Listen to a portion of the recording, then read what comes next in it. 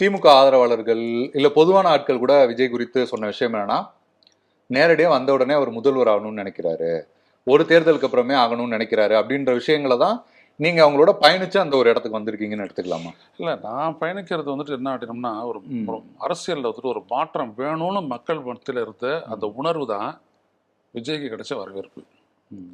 விஜய்க்கு இருக்கக்கூடிய ரசிகர் மன்ற மக்கள் அவங்க தொண்டர்களாக ஆகியிருக்காங்க, அது ஒரு ஸ்ட்ரென்த், அது ஒரு பக்கம். இன்னொன்று, விஜய் கட்சி இன்னைக்கு நீங்கள் எந்த இடத்துல வேணாலும் நீங்கள் போய் பாருங்கள், பெண்கள் மத்தியில் நீங்கள் போய் பாருங்கள், பரவலாக விஜய்க்கு ஆதரவு. நீங்கள் 10 பெண்களோட பேசுனீங்கன்னா 8 இல்லாட்டி 9 பெண்கள் எங்கள் ஓட்டு விஜய்க்கு தான் இந்த முறை அப்படின்ற அளவுக்கு போயிடுச்சு. அது எதுக்காகன்னா, ஒரு அரசியலில் மாற்றம் வேணுன்ற ஒரு ஏக்கம் அவங்களுக்கெல்லாம் இங்கே இருந்திருக்கு. அப்போ அந்த ஏக்கத்தை நீங்கள் தீர்க்கணும் அப்படின்னோம்னா, அது உங்களை ஸ்ட்ரென்த்தாக மாற்றணும் அப்படின்னோம்னா, நீங்கள் தனிச்சு நில்லுங்க, உங்களோட வந்து சேரக்கூடியவங்க சேருவாங்க. அது வேற விஷயம். அவங்களும் அதை தான் சொல்றாங்க. இப்ப நம்ம குறிப்பிட்ட சிலர் பேசும்போது, நீங்க அதிமுக சொன்னீங்க, அதிமுக அந்த அளவுக்கு அப்படி வருவாங்களான்னு தெரியல.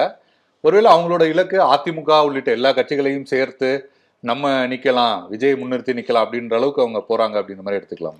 விஜயை முன்னிறுத்தி அதிமுக வராது. ஆமா, அப்படி வர மாதிரி பண்ணாங்க. இல்ல அவங்களுக்கு அப்படி ஒரு நோக்கம் இருக்கா? தாவே அப்படி நினைக்கிறாங்களே. விஜய் சொல்றாரு ரெண்டாவது ஆப்ஷனுக்காக தான் நம்ம ஆட்கள் ஒர்க் பண்றாங்க அப்படின்னு சொல்லும் போதே அது தெரியுது. அப்ப அது ரொம்ப தப்பா போயிடுது. அது நடக்கும் நடக்காது. அப்படி நினைச்சுட்டு நீங்க போனீங்கன்னா உங்களை ஏமாத்துருவாங்க. அதான் அதிமுக இடத்துக்கு தாவேக்காவை நிறுவுறதுக்கான முயற்சிகள்ல அவங்க இருக்காங்க. இல்ல, அப்படி இல்லைங்க, கூட்டணி தான். ஆனா விஜய் முதல்வரா ஒத்துக்குவாங்களா? முதல்ல அந்த கட்சியில் இருக்கிறவங்க ஒத்துக்குவானா?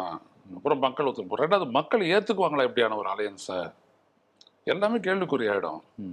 இதை தெரியாமலே இவங்க போறாங்க. அரசியல் புரிதல் வந்துட்டு ரொம்ப அடிமட்டமா இருக்குது.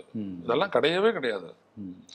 விஜய் முதல்வர் ஆகிறாரா இல்லையா அப்படின்றது தீர்மானிக்க வேண்டியது 26 தேர்தல். போட்டு போட போகிறது மக்கள்.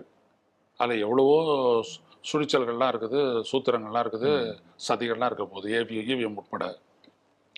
அப்போ இவர் கவனம் செலுத்த வேண்டியதெல்லாம் ஃபுல்லாக மக்கள்கிட்ட.